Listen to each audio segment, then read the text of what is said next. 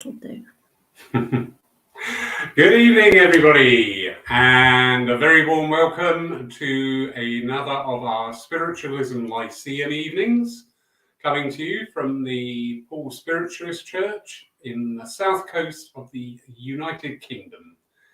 Great delight to introduce our guest tonight, who is here in person, the lovely Minister Kim Moore-Cullen. Kim, good evening and welcome and Good evening to you. Good evening to the listeners. So just waiting for a few people to join us now, but no, we'll make a start. Anyway, here we go. We're all rolling in now. Thank you. So, can I just call you Kim? Yeah. Yeah, wonderful. Kim, this is always a question people are interested in. Where did your journey with spiritualism start from? Oh, okay. So Spirit found me, really. I think when I was 11 or 12 years old, odd things used to happen. Like I'd be getting to school and I'd be 2 buses away from school, and elderly people, Joe Blogs, etc., would just start offloading on me at that age. Mm-hmm. So it was really strange, the kind of people that were attracted to just chatting to me as a youngster. And then there were signs, I suppose, if I look back throughout the whole of my time of awareness, where I could see from an older position as I look back that Spirit were there, actually looking after me a little bit because of things that happened in my childhood, really, I suppose. And so the influence was there when I look back. And I suppose when I was older and I moved away from home and I was living on my own in a flat down in Somerset, at one point, something nearly set on fire in the flat, and I heard banging at the door, and there was no one there because it was a double door, and no one else had the key, if you see what I mean. Yeah. So it was obviously Spirit knocking on the door to get me, and I was able to move the thing away from what would have caught fire, and little things where there's evidence of Spirit there. But really, everything properly switched on when I was about 30 years old, I suppose. I decided that I wasn't going to have a family for various reasons. And it all kind of just started to happen. I started hearing voices in my head, finishing my conversation for me, names and accents appearing in my head. And I thought, well, this is very strange. Started seeing things, and it wasn't the light. I moved house, and then I still was seeing things with a different light and different windows and different aspects. And then I suppose what was the biggest thing that happened to me, to cut a very long story short, was on my birthday. Really, before my birthday, there had been bangs on the window and things like that, and things going past the window, and I'd wondered who this was, and I'd gone to see somebody. First I went to see a vicar about these things, didn't get much out of that. And then I went to see a medium who told me I had a grandfather and gave his name, and at that point that granddad had died when I was 9 months old. I didn't even know his name. It was never spoken about in the family. So I rang my mother and I said, is this true? And she said, yes, that's his name, etc., etc. The other things I was told about him. There weren't any photographs of him. And so I got to realise that somebody knew something. And for me, that interpretation in my mind was that someone had given me back my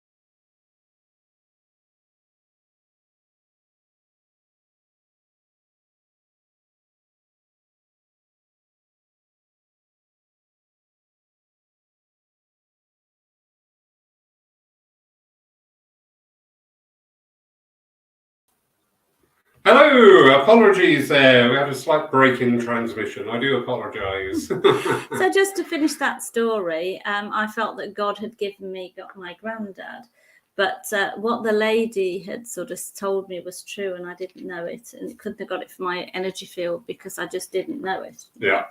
So having got it validated, I thought, well, that's nice, because I was always sad that I hadn't got my grandfather, either of my grandfathers, because the other one died before I was born. And so it was really nice to have that. And I sort of thought, oh, maybe God's given me back my granddad. And it was lovely to think that. Anyway, things started happening around the house, and my ex-husband now said, what's going on here? Didn't like it happening in the house. So I actually sort of sent a thought, go away. And then around my birthday, I had these knocks on the window that I mentioned earlier, and the windows were closed, but the curtains blew out, the bed shook, and the toilet flushed itself. And like my husband was going, what is going on here, And I just thought, oh, that's because I asked it to stop. And I felt sad, and I thought perhaps I'd sent my grandfather away, but that was him coming back on my birthday, telling me that spirit was still around. And the rest is history. That's my development. Here I am today, 33 years on, still at it, talking to the spirit world. But you've carved quite a path and quite a name and a very good reputation for yourself in the field of spiritualism. Well, I've done my best. Yeah, and well, you've succeeded in my opinion. Thank you. I do love your directness. I love your knowledge, and I do love your approach.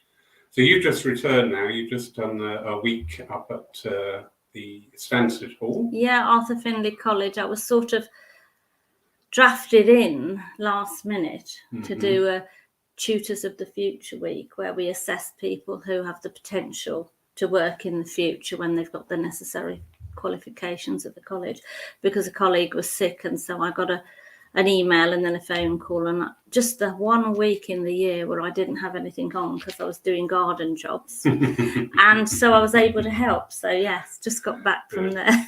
I'm sure Spirit is sat there again. About your week off. Yeah, I hope they get to it and paint my garden bits and bobs for me. But one of your many talents is ITC. You know what? I've practiced that so many times, so I still buggered it up. ITC. Yeah. So would you like to tell us about ITC? Yes. Because again, I've forgotten. Okay, instrumental transcommunication. So we're using technology in various forms, recorders, cameras, spirit boxes. This is a spirit box, by the way. It's like a radio scanner, really, and it chops up the airwaves and anything that's coming through it. And K2 meters, which are EMF meters, as long as you keep them away from electrical items. So there's various things that we use in technology to try and capture the spirit, which I think is direct form of mediumship, because it's not going through the medium's mind.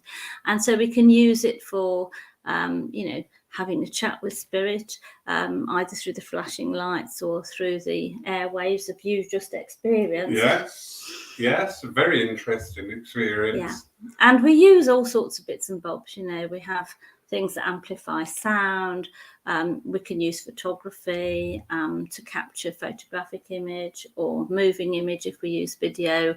And we can use this in a mediumistic setting to have a chat with the spirit world or let spirit world show themselves, or we can take it out into a paranormal setting. Yeah, brilliant. It's quite interesting as well, because this ties in very neatly with an evening that we're having here on Friday. Yeah. Because I have heard of Spirit Box. A very good friend out in Florida, Ron Cox, has regular sessions with the Spirit Box. I had no idea what it was. Well, now you do. Now I do. I must say I'm a little disappointed. I thought it was going to be a big box. Oh, okay. I was going to say we had results. I'm a bloke. Do you know what I mean? You want valves on it. And big is not necessarily better. Anyway, moving on. Naughty. But yeah, no, that was fascinating, because we had the same name come through 3 times after a question. And I was like, how's that working then? Well, if you magnetize the equipment that you use, like they used to do with the cameras in the silver nitrate plates in the old-fashioned cameras many years ago, in the history of spiritualism with spiritual photography, they used to magnetize the plates, and it's kind of, for me, like a physical energy. So if I magnetize the box or a camera, it's more likely to have the energy to work. But spirit have to learn to use the technology as well. So it's an aspect of your own mediumship if you have the potential for that. And there's something we call EVP, electronic voice phenomena, which is something that can occur. You might be having a chat with the spirit box, or you may be having a chat with one another without the spirit box and just recording in a conversation. You'll hear voices coming underneath and comment on what you're talking about. What we're looking for, of course, isn't just evidence, but it's intelligent interaction, for that intelligence behind all things, which we're always looking for in our communications, in our trance work, in our ITC, EVP, etc., and the clarity. And if there's a story behind it, are we filling in the gaps, or is there a reality there? So we have to check ourselves, look for quality. It's a process. But you heard me say to the spirit box and to the spirit team, trying to use the box to give us information and interact with us. I said, right, we're going now. And before I just finishing it said goodbye, which is an intelligent response. And it's not coming through a medium's mind. So it's direct mediumship, in my opinion. No, I was very impressed. I just thought, there is definitely something in. How much do they cost? Oh, they're not terribly expensive. It depends on which version you have. There are bigger ones. Oh, is it? Conversations go downhill. Sorry, folks. Seriously, I haven't got that one with me. But they have 2 channels instead of 1 of sound. So you can run 2 together. You can run different noises with them. Some of them have a red lamp, so you can use in seance conditions if you wanted to. And some of them have torches, and some of them have temperature things. So you've got an extra facility to tell whether the temperature changes in an environment when spirit are present and things like that. So it depends on which one you have is the answer to how expensive. But you're looking at between £140 and £200, depending on what you have, basically. Brilliant. Well, I like that. I thought, to me, that was simplicity in itself. Yes. And it worked. Yes, I'm very used to doing it, but this actually is a new spirit box, because I've got 3, because I teach this at the Arthur Findlay College, on experimental weeks where I'm engaged by other tutors, or now I'm a course organizer there.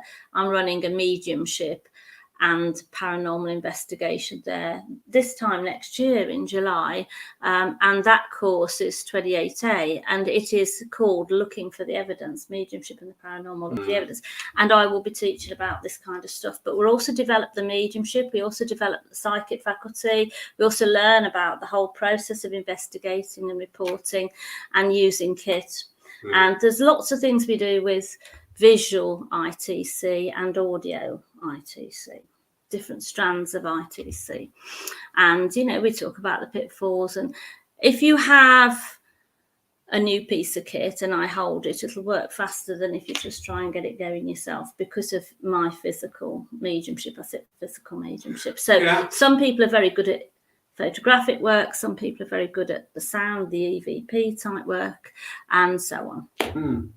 Because there's a film, I don't know if you've ever seen it, Red Lights, with Robert De Niro, who was a psychic. Sounds familiar. Very interesting film, because it was in America with their psychics filled stadiums and things like that. But part of the experimentation was creating photographs, and he would hold an aluminium tube over a Polaroid camera, so you got the instant camera. This is very like the work of Ted Sirius, but he was a thoughtographer, and he would get himself into a heightened, worked up state, as it were, and he would put this gizmo, as he called it, which was like a box on his head, and he would put it towards you know, the camera, and it was a Polaroid, and he'd get himself into this state, and so many times out of 10 it would work, you know. Yeah. And he was a good old drinking, smoking, you know, go for it regular guy. But thoughtography is not what we're really after. We don't want to have the thought and have it appear. Yeah. What we want to do is we want to have the spirit influence, because that's what I'm about. Yeah. Thoughtography is very hard to do. I only know of 2 people historically that have been able to do it. And in my own circle at home, I had some visitors from Amsterdam that I'd had to my house with other people to do a training, and they are familiar with going to the Arthur Findlay College, and essentially we did what's called a scotography session, and a scotography session is photography without a camera. So you're using photosensitive paper in dark blackout conditions with red light, because otherwise you'd expose the film. Yeah. So there's no camera involved in scotography, and I've been doing that for 30 years. And that's one of my specialities, and I do that at the college, and I do that where churches are able to black out and things, and we've never had a blank, which is good. We always get something, you know, and it depends how good the blending, you know. With physical type mediumship, it's all about harmony, and people equal power. Yeah. So my job is to blend like 28 people who've never sat together, and some who are believers and not, and make it work. And it can, you know, it just depends on the individual. So it's always hit and miss with physical. And so with that, coming to the thoughtography, the chap from Holland was, unbeknownst to me, just holding his sheet of photographic paper and begging this, you know, that he could have a windmill, because he was from Holland. Yeah. Did he get a windmill? Go on. No. What did he get? Tulip. No. Tell you what he got. Please. We all got various bits and bobs. We all got, you know, some of them better than others, some of them not so much. Things trying to materialise on the paper once we developed it. But he got the best picture, but it wasn't what he was thinking about. So it wasn't thoughtography. Spirit stepped in. Yeah. He had the perfect head and shoulders picture of Arthur Findlay. Oh, brilliant. Who he didn't recognise. Yeah. So we went and got a book once, or obviously we'd untaped the door, etc.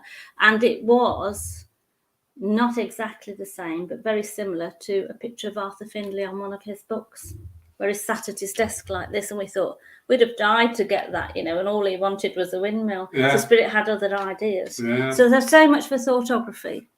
Brilliant. It was just an interesting concept, because when I saw that, I thought, oh, did they do that? And I started researching it, and I thought, my goodness, yes, they did. And it just sort of like brought out this whole realm of things that we don't hear or see of today. Well, it's still relevant to the spirit world, you know, to try and give us additional types of evidence. I mean, yes, we want to progress our psychic and spiritual mediumistic faculties and deepen the connection with the spirit world and further our development. All of those things are true. But why don't the spirit world like experimenting, and things have moved on. Yeah.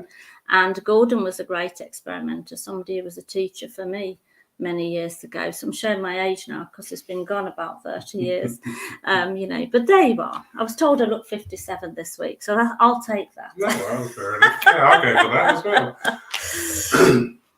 But that is true, you know, that is so true, isn't it?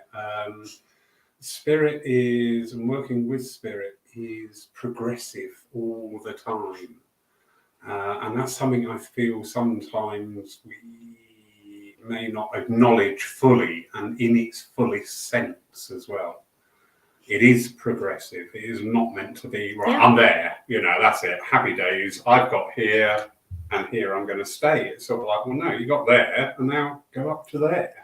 I totally agree, because don't we believe whatever strand of spiritualism we embody in our understanding, don't we believe in eternal progress for the human soul? Both progression here, you know, by our actions, and as Silver Birch would say, we go to the place that we've earned. Yeah. But I think there's a biblical context for that as well, you know. So it fits whichever way you look at it. Progress. But it takes you know, it's evolution. It takes, we're not in the days of ectoplasm anymore, as far as I'm aware. You know, I'm not saying that no one gets that. Don't for 1 minute think I know every medium that's working. But what I'm saying is, I think the spirit world have moved on. There was the ectoplasm, and now we're in post-ectoplasm physical mediumship. We have changed. Our lifestyles have changed. Technology is this. Who were to think that those progressing in the spirit world aren't moving with us? Exactly. I mean, we had this quantum leap, didn't we, when we all went into lockdowns and going online, which, all right, there were certain organisations were already online and well versed with that. But for the great majority of people, to actually be able to go online and hear mediums work and hear talks such as tonight and different things like that, you know, it's given that incentive to get that movement back into the movement. We are a community, not only energetically, but physically, mentally and emotionally. If only we realised how connected we all are deep underneath everything energetically, you know. Everything is everything, and everything is energy, and we are all there. We're individualized aspects of God, really, aren't we? So I think if you think about that connectedness of all things, and the internet is a perfect metaphor for the connectedness of all things, Laurie, as you know, then those who still wanted to be together, though they couldn't be, were able to enjoy that.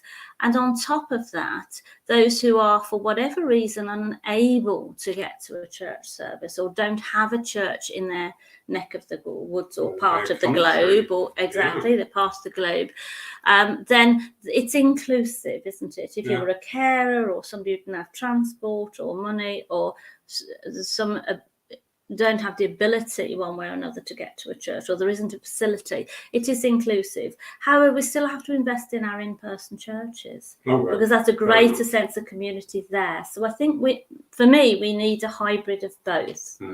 And we have to invest in both our times. Somebody's put up a question about pitfalls. Indeed. Leslie Thomas. Here. Yes, and what I mean is, you know, there's nothing sinister about pitfalls. It's just sometimes we fill in the gaps. If you read a word puzzle and they've missed things out, your mind will automatically fill in the gaps. Do you see what I mean? So if you actually do EVP, you might say, oh, it's saying this, and somebody else might have a completely different opinion. Do you see what I mean? So it is about getting those second opinions without saying, I hear this, what do you hear? Just say, what do you hear? You know, so we don't fill in the story and make it fit. That's what I mean by pitfalls. Well, I liked in your demonstration earlier on, which it was personal to me, everybody. This is a brilliant time. Anyway, don't be jealous. You asked a question and the answer came through and we weren't quite sure. So you put the same question in a slightly different way and the answer rang through. And it was like, that is so fascinating, because that is, you know, to hear it once is one thing. To hear it again 3 times. 3 times. 3 times is like something is happening here. And it's intelligent interaction. Because I was about to say goodbye, it preempted and said goodbye. You know, as I was just getting the words out, and that's what happens. There's intelligent communication through the spirit box. And this is wonderful for me, because so often as mediums we get accused of I think it's called the Forer effect, and sometimes it's called the Barnum effect, where we're reading people. And much as we know we're honest, and some mediums are and some mediums aren't, but we like to think of ourselves as being honest, you know, the skeptical person or the scientist might say, well, you know, they're making that fit. You give everybody, you know, like Derren Brown does, you know, a piece of information, they all relate to it because they associate with it psychologically. So how definite is your information? The spirit box, it either is or it isn't. It's not going through a medium's mind. You're not reading anybody's. So for me, it's very good evidence to add on to the evidence that we already have. Would you like me to give you an example of one small spirit box intervention? Yeah, please. Okay, please so for those who are interested in this, and I understand it's not everybody's cup of tea, we were sitting, a colleague of mine was sitting over Zoom, she's a photographer, and Richard and I were sat in our conservatory in our home, and we were having an experimental sit for an hour with the spirit world, and she was taking photographs through Zoom, and we were using some steam and a backdrop and things like that. I won't go into that too much now, but essentially we got pictures, and we then had a spirit box session, and through the spirit box came this voice which was saying Philip and gave some other information, can't recall at the moment. And I said to her, it was something to do with Paris, I think that was it. And I said to Shannon, I said, do you have a Philip that connects to Paris? And she said, you know, I do. He's still with us. I said, thank goodness for that. I said, well, why would Spirit be mentioning that? And she said, I'll contact him. So she contacted him because she's an international photojournalist. And basically what she said was, when she caught hold of him on the messaging app, he told her he was writing an article on Thomas Edison, who was someone I was researching at the time, Tesla, Edison and people like that, and Crookes and all the scientists, and Marconi and Edison and people like that sat in Glasgow with Arthur Conan Doyle and stuff. They were investigators of communicating between the two worlds, you know. So there's a little bit of our history there. So I thought, fancy them talking about Philip in Paris.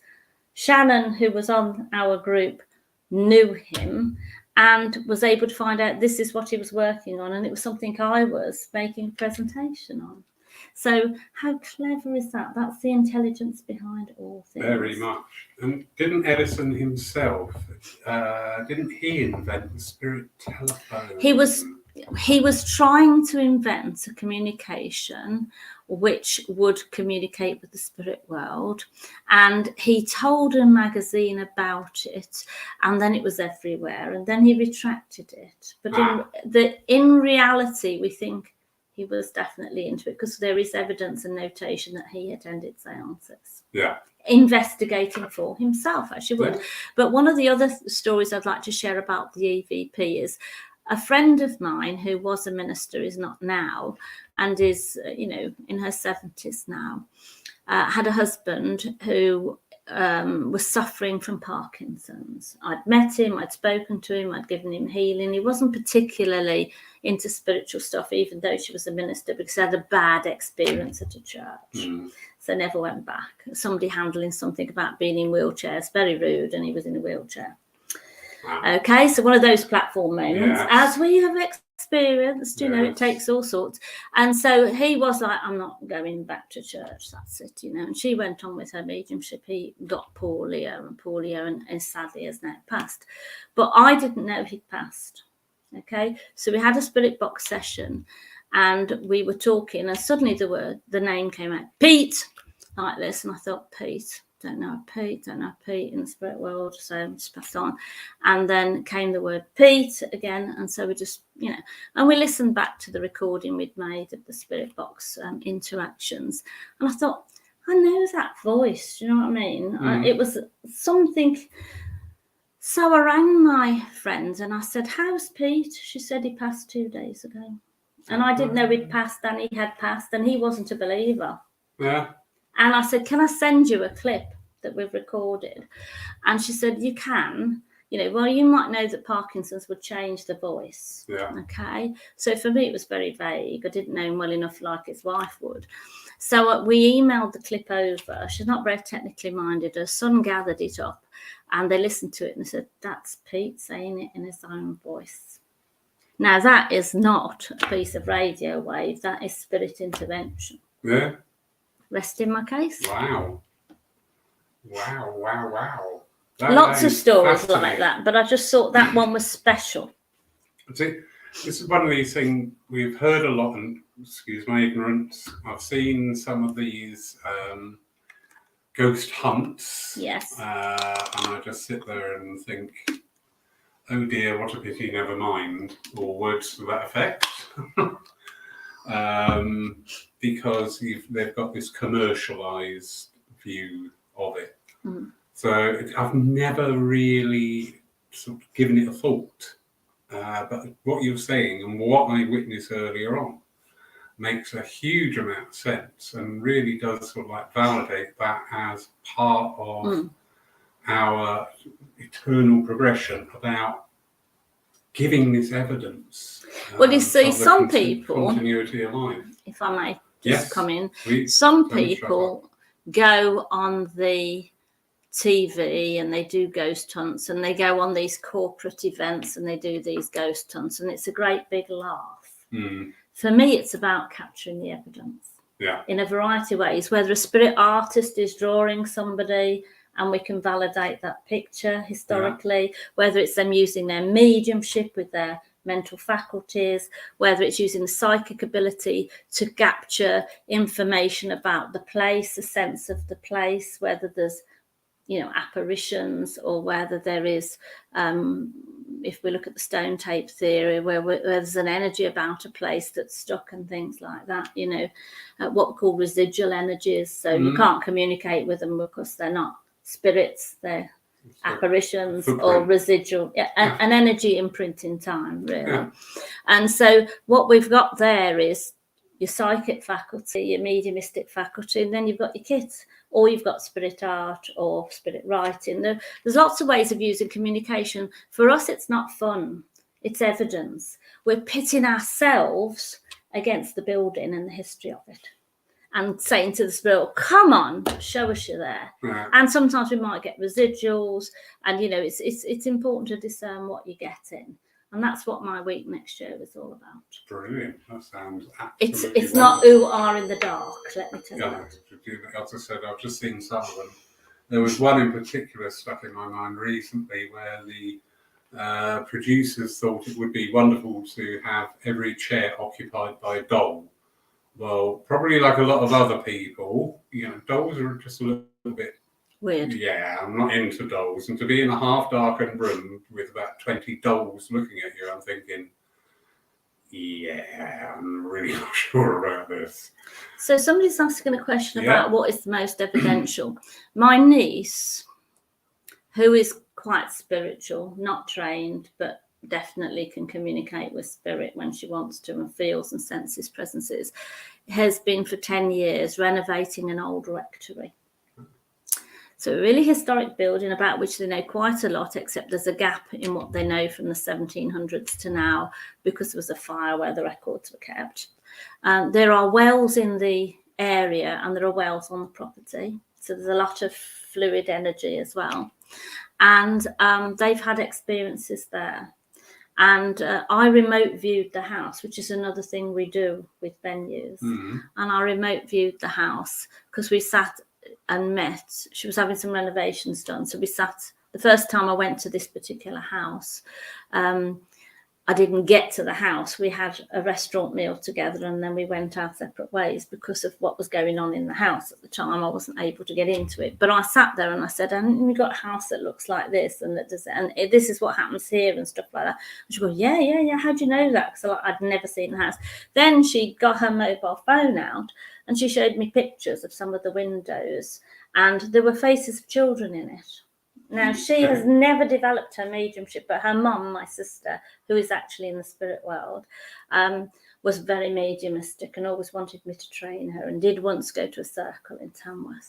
In any event, so her house is there, and we put a lock off in one of the rooms where we'd all had a big experience and where, because when we did actually get into the house at a later stage, I went in and did it myself. And without her telling me where everything happened, I picked it all up, obviously, with my mediumship and my sensing skills. And I dealt with an issue that was in the house as well. And we felt the spirit release from that situation. And her partner of 20 years standing, who's a bloke, you know, but quite a sensitive bloke for various reasons, he actually had the spirit leave and pass through him, and he just burst into tears, you know. So that was quite powerful. So then I said, can I bring some friends here who I knew were very serious, not let's have fun, serious investigators of the paranormal. And I, as a treat, I paid for them to go, and they had a little visit to the house. And without telling them anything about it, they found all the same kind of things going on. So I'm cutting a long story short. And we put a lock off in this room where the most powerful energy was, and we put a simple trigger object, a coin. We draw around the coin on a piece of paper. The next morning it had been moved like that, and the room had been locked, nobody had been in it. So we had photographic evidence from there. We've had picture evidence from there. We've had lots of EVP, lots of communication with the K2, and so on. So we've had a lot of, I think that's probably the most amazing place. And she still has things happening now, but her house responds to her. So, she has people rattling on the door handle, and she says, "You're not coming in my bedroom." So they go everywhere else in the house, but they won't go into her. They live together, shall I say. The spirits that are there live with her, and she's okay with that. Brilliant. Brilliant, brilliant, brilliant. Lovely Eva over in Sweden asking, how truthful is these mobile apps called SLS Camera, Ghost Tracker and Ghost Talker? Of those three, I've only used the, things called Ghost Radar. They're not fabulous. There are apps that are good. There are apps that are less good. You have to work with them and see what works for you. I've got a friend who uses a particular application. I won't name it. And I got that application. She gets on fabulously with. I do, but not so much. And then she's got another application by a different name. Again, I'm not going to name the names of the apps because I don't want to be in any legal problems or influence people. But I had got a copy of that. Fantastic for me. We've both had our laptops set up with the same app running at the same time in a group at Stansted. When we were working on missing people, the voice of the person came through, told us what had happened to him and everything, and his voice was recognised by the tutor who'd been working with the family. And there was somebody else on the other app, her app, and they were talking to each other, and we were just watching the computers talk to each other, but there were spirits operating them, and one was in their own voice, which was verified by the tutor. So I've seen these things, Really? But when I work with my particular app that I use, which is a Windows application, it always responds well to me. Yeah. So you've got to investigate the app. And also, it's not just the apps, is it? It's our approach. It's the way we conduct ourselves. I was very impressed that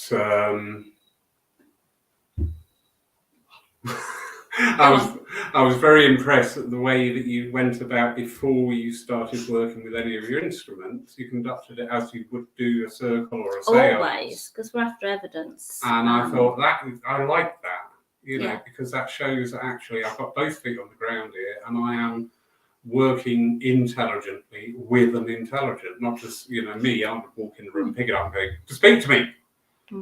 Well, there are ways of doing these things, and that's what we teach, But I mean, I noticed that Neil's saying he doesn't like dolls. Fair enough. Doesn't like the spirit box either. Fair enough. Don't use it.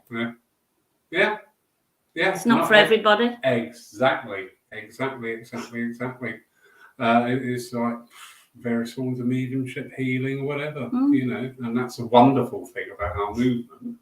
That even still remaining in that we are dealing with intelligence, and our favourite phrase we found out today, where's the proof? But we can work in so many diverse fields and so many areas. Yes, I mean, I've been involved in mediumship. The spirit world came to me for 33 years, and I feel that I like to explore everything, spirit, art, everything, and I feel that it's right for us to give the spirit world the opportunity to use our diverse talents and for us to keep learning and growing. And some things will be strengths and some things will be weaknesses. We can't all be concert pianists. Sometimes we're pianists, but who are we to limit the expression of the spirit world through us? That's the way I look at it. But you will have things that you prefer, and you will have things that you're not interested in, and that's normal. Yeah, I'm very much the same. In certain areas of spiritualism, I go, that's fine. I understand it to a degree. I see the evidential side of it, but it's not for me. But then this part, I will go, yes, I really want to engage, because that works so well with me. So this course next year that you're running up at the old Findlay, That is what, a 5-day course, residential? No, it's Saturday to Saturday. So you arrive Saturday afternoon, check-in is 3 p.m, and then you leave after breakfast by 9:30 on the following Saturday. Okay. So we have a full programme. This year when I did it, it was a course I'd inherited from another tutor, so the programme was already set, so I fulfilled that programme. This time I've designed my own programme, which is great, but we did new things. So each year, even if students return, we're doing new things. Yeah. And that's the important thing, to develop their skills and develop what we do. So, we work with all sorts of things. It's too much to go into really, but it is including mediumship, psychic faculty and investigating and the various things I mentioned earlier. So I'm hoping also to get a trance week there as well. I'm waiting to hear about that. So it'll be beginners and intermediate trance for speaking, demonstrating and healing. So I'm off now. I'm a course organizer. Brilliant. I'm doing my best to try and help people and encourage people to grow and do what I love, which is my passion is teaching. Yeah, and I was just about to say, it's so prevalent in your energy there, that teaching, and it's beautiful to see. In a few weeks' time, we've got Simone Keys. Oh yes, Simone, yeah. About the importance of education. Exactly, yeah. And it all ties in, doesn't it? We are dealing with intelligence. Yeah, and she's been working a lot at the college and abroad, like myself. I work less at the college at the moment, but that's becoming more. Hopefully, it will continue that way as long as I have something to offer. Don't answer your phone on a Sunday evening. And I think the thing is that people want to learn new skills. They enjoy being at the college. We enjoy sharing and encouraging students to grow, and the education scheme within the SNU and the award scheme within the SNU backs that up, as well as these varied experiences they can have. I'm phenomena officer for the Southwest, and sometimes we're dealing with psychological issues, and sometimes we're actually dealing with manifestations or spirits. And so, it's some of the things that we get asked. It's useful to know these things, because otherwise it's what people see on TV, which can, frankly, be entertainment. Yeah. Well, I have it part of my position here. I quite often, in fact, I've got one I'm dealing with at this time, being called out for occurrences in people's houses. And like you say, sometimes you can track it back to the person and a need there. Other times it could be a manifestation of their own mediumistic powers or a variety of things, but it's fascinating. But I want to go back to the teaching because that's my love. Yes, me too. I love it when you see somebody get it. When that light bulb moment goes with somebody, you just think that's beautiful. Yes, it's happened to me when I've been teaching in Switzerland. It's happened to me when I've been teaching at home. And of course, I've had the blessing of being called in to help observe and assess tutors that may go on to follow the system through and become future teachers in the Arthur Findlay College. And you have to jump through a lot of hoops to teach there. Let's put it that way. Yeah. And they're brave to take it on, And we've had some excellent this week, and I know that we have, we're putting our future in good hands. Let's put it that way. Good. We have to think, don't we? Yeah. Who's coming after us? Whatever our role is, ministry, running a church, whatever. Who's the next one in line? How do we need to empower them to do it when we can't do it anymore? Indeed. We can't just be short term and protectionist. We can't. No. It doesn't work for the spirit world. It doesn't work for mankind either, does it? Yeah. So we have to share our knowledge, is what I'm saying. And that's what teaching is about. But as an educationalist in my professional day job, I used to teach in a college and I have teaching qualifications. I can bring the assessment side and the teaching skills to bear in this work instead of in, complementary medicines and anatomy and physiology, which is what I used to teach. So I think it's nice to be able to just transfer those skills now and help other people, on their journey in that way. And it's what we love doing. So the word education which you mentioned a few minutes ago. Educo is Latin, it means to draw out. Oh, So we're not necessarily putting in, we're building on. Yeah. Oh, no, I get that totally, because you can see that formulation. And it's wonderful to hear, your teaching path there. And I know there's a couple of teachers in the room tonight here. Yes, Mark's here, I think. Yes. And the wonderful Jack is in the room as well today, not to mention a few others. Is that the Jack from Scandinavia? Yeah. Yeah. Dodgy, hi, Jack. Dodgy Jack. I don't mean that, Jack. I love you. Can't see you, but I know you're there. Like the spirit world, sometimes we can't see them, but we know they're there. You can be the angel on our shoulder tonight from afar. But yeah, we are blessed that we have got some absolutely exceptional teachers and tutors, both within organisations and within the independents. We're getting quite a name down here. Hello, Mark. Hi, Mark. Down here at Paul, because of the quality of the tutors coming in. Because I think, when we've got the onus of training and educating people, you've really got to be discerning.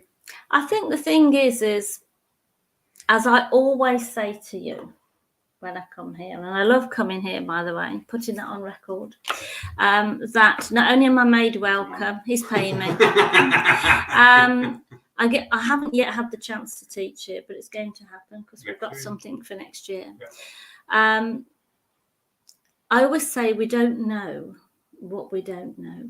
Mm-hmm. I don't know what I don't know until somebody shows it to me. And that's true of all of us. Yeah. And so we can't say to people, they're working psychically, it's a bad thing, when they're claiming to be mediumistic, because we don't know what we don't know. What we have to do is offer the education and hope that people will find the difference through our work. So instead of moaning about it, do something about it in your own church and centre. Yeah. There's the challenge. Off you go. No, that's brilliant. And something.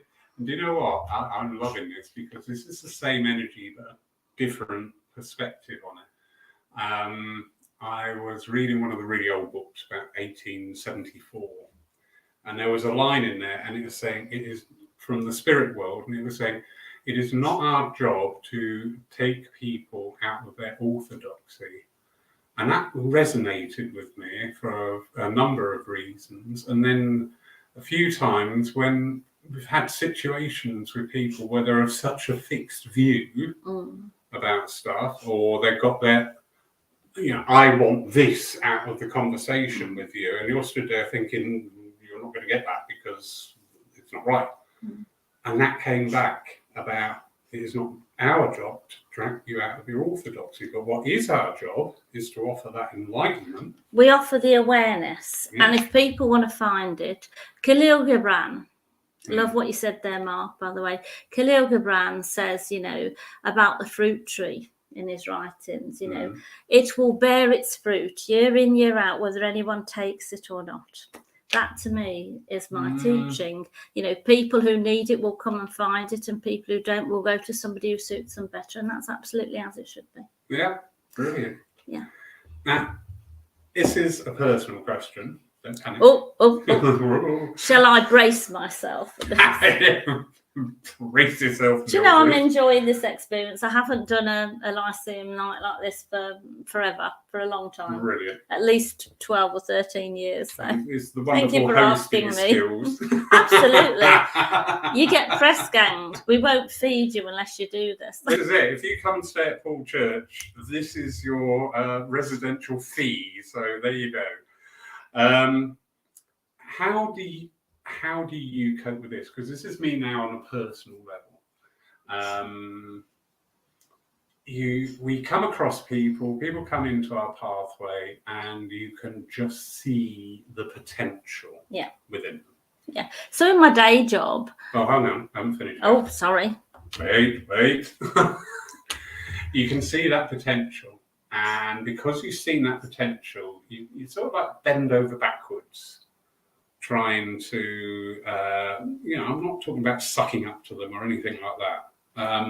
but really sort of like, oh, okay, great, and you get enthused by them, and you want, you say, oh yeah, well, why don't you have a look at this and try that, and then they just sort of like fall away, going, oh well, yeah, no, probably not, and that used to get me very disappointed. But I knew that was the question, you see, and sorry. That's fine.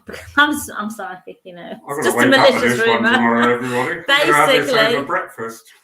Basically, in my day job, yeah, I used to see students coming in to learn aromatherapy, reflexology, and some were better at the paperwork and theory side, and some better at the practical. And my job was to get them all over, with their help and support from my team, to get them over the line for their examinations. Right, that was my day job years ago, and you could see the potential. You could see the skills, and sometimes they just would fritter that away. And I used to get so frustrated, just think, oh my God, you're going to help so many people. You learn a living doing what you love. But it is what it is. Everyone's journey is theirs, and that applies to spiritualism as well. So I was answering the right question. That's right. Excuse me. I was trying to say we're on the same wavelength. We are. Yeah. We are. But what Libby was asking, how can I book on the course? Just go on the Art of Findlay website and book. It's up there now. Oh, she's there. There we go, Libby. Lovely Libster. Hello, Craig. Good evening, Mr. Morris. How are you? I hope you're recuperating well, sir. Oh, not well? No, he's been poorly bunny, bless him. Oh. But he's on the mend now. Healing thoughts being sent. Yeah. So, here we go. Lovely. Good evening, Mr. Abbott. If it's Tim Abbott, it's going to be a difficult question. Yeah, I love that. He likes those questions. He does, don't he? you, Tim? Hello, Tim. As a teacher, to see a shift in the students' energy and awakening in their awareness is the greatest honour. As the teachers for spirit, we are blessed. Not a question. There you go. It's a statement, and I agree. Yeah. We're lucky to do what we do. If you're ever able to do anything that you love, whether that's sweeping the roads or teaching anywhere in the world or doing any other job, if you love what you're doing, then you're blessed. Yeah, that's very true. Because actually, we've got to balance the energies. I say about the disappointment when you see those opportunities frittered away. However, and as Tim, thank you, Tim, because you pulled me up there in my thinking, the ones we do see, when they get it, when that light really goes on, and that is just, you just walk out, don't you, on cloud nine. You just think you're happy for them. Beautiful. Yeah. Oh yeah, certainly. It's not a self-serving thing. But yeah, you're just absolutely thinking that is brilliant. Kim, my darling, what a wonderful, wonderful night. Oh, Julianne, good evening, darling. Hello, Julianne. I hope it's raining in Plymouth. Not that I want to affect rain upon you, but that my plants need watering. I've been away for a week. She's a Devon living person, the same as me.